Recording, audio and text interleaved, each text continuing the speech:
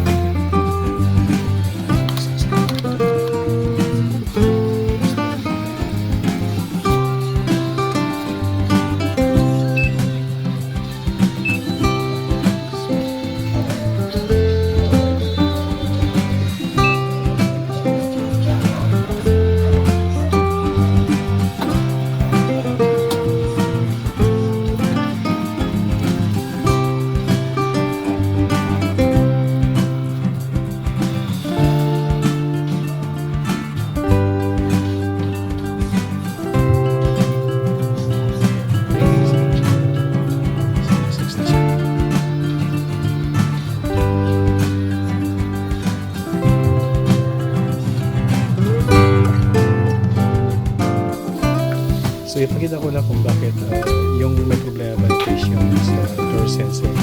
So gawin mo para mag-off itong limit switch natin sa door at tanggalin mo yung door. So as you can see, open yung sensor na. So try natin check natin kung anong kailangan natin. Okay, so nag-success na siya.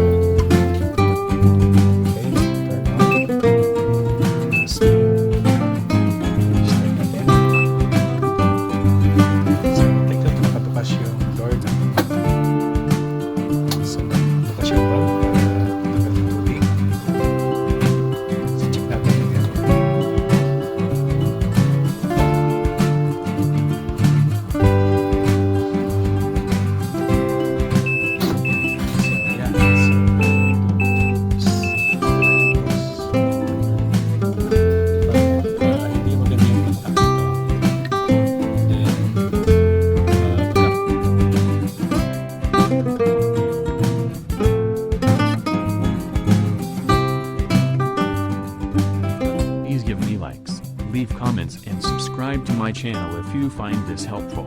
That's all and bye bye.